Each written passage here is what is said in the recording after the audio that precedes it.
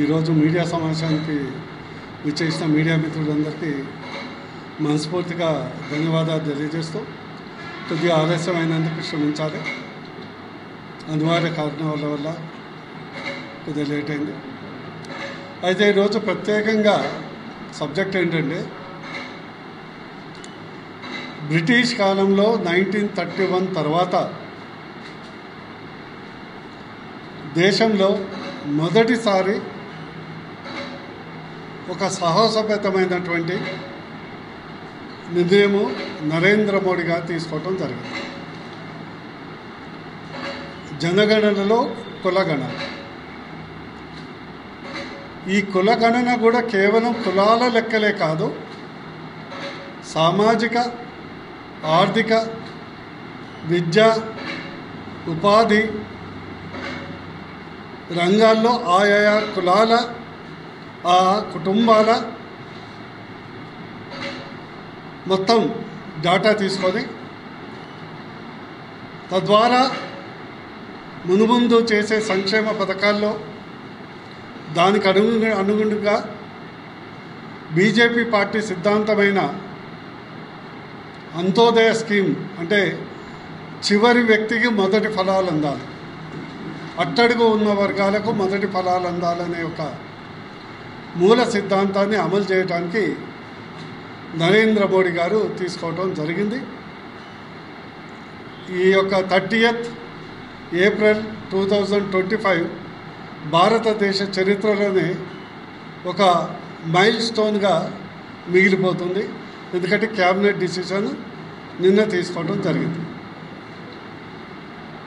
ఈ సందర్భంగా చాలా సందర్భాల్లో చాలా రాజకీయ పార్టీలు కులాలని రాజకీయాల కొరకు, రాజకీయ లబ్ధి కొరకు ఉపయోగించుకోవాలనే ప్రయత్నం చేశారు. చిత్తశుద్ధి లేని శివపూజ లేదన్నట్టు కులాల సర్వే చేశారు, కానీ సరి అయినటువంటి సామాజిక, ఆర్థిక, విద్యా స్థితిగతుల మీద ఇంతవరకు ఎవరు చేయలేదు. చేసినట్లు చెప్పినా కూడా దాన్ని బహిర్గతం చేయలేదు. ఇంకో అంశం ఏంటంటే స్వాతంత్రం వచ్చిన తర్వాత 7 సార్లు సెన్సస్ అయింది. ఇప్పటివరకు 7 సార్లు సెన్సస్ అయినాయి. 7 సార్లు 6 దఫాలుగా కేవలం కాంగ్రెస్ ప్రభుత్వం ఉన్నప్పుడే అయింది. ఎందుకంటే అత్యధికంగా 50 సంవత్సరాలు పై చిలుకు కాంగ్రెస్ ప్రభుత్వం ఉంచబట్టి, ఒక్కసారి మాత్రం మొదలుపెట్టింది వాజ్పేయి, కానీ వాజ్పేయి ప్రభుత్వం షార్ట్గా ఉంచబట్టి మళ్ళీ అది కూడా కాంగ్రెస్ ప్రభుత్వం పూర్తి చేసింది. అతి ముఖ్యంగా ఏంటంటే మొన్న వీళ్ళు డప్పు కొట్టుకుంటున్నటువంటి తెలంగాణ క్యాస్ట్ సెన్సస్లో కూడా మీడియా మిత్రులు గమనించాలి. కుట్రపూరితంగా బీసీలు జనరల్గా 54% ఉన్నదాన్ని 46% కుదించడమే కాకుండా ఇప్పటి వరకు కూడా వారు చేసినటువంటి సెన్సస్ని, లెక్కల్ని, డాటాల్ని ఎక్కడ కూడా బహిర్గతం చేయలేదు. ఎక్సెప్ట్ రేవంత్ రెడ్డికి తప్పితే ఆ కులగణన వివరాలు ఎవరికీ తెలియదు. దాంట్లోనే కుట్ర ఉంది. రెండో అంశం ఏంటంటే అత్యధిక కాలం పాలించినటువంటి కాంగ్రెస్ కులగణన అనేది రాహుల్ గాంధీ డప్పు కొట్టుకున్న తిరిగింది. ఎందుకంటే కేవలం హిందువుల ఐక్యత దెబ్బతీయాలే, హిందువులు ఓటు బ్యాంకుగా, ముఖ్యంగా ఓబీసీ, ఓసీ, ఎస్సీ, ఎస్టీలు ఒక హిందూ ఎజెండాతో ఓటు బ్యాంక్ అయిండు, దీన్ని బద్దలు కొట్టాలనే ఒక యాంటీ నేషనల్ ఎజెండాతోని వారు అధికారం కోల్పోయినాక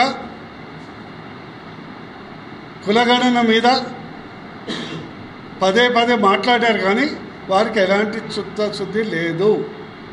వాళ్ళ ముత్తాత కానీ, వాళ్ళ నానమ్మ కానీ, వాళ్ళ నాన్న కానీ కాంగ్రెస్ ప్రభుత్వం ఉన్నప్పుడు కానీ ఎప్పుడు ఓబీసీలకు వ్యతిరేకాలు. ఓబీసీ వాళ్ళ కాంగ్రెస్ డిఎన్ఏ అంటేనే కాంగ్రెస్ కంటే ఎక్కువ నెహ్రూ డూప్లికేట్ గాంధీల డిఎన్ఏనే యాంటీ ఓబీసీ డిఎన్ఏ.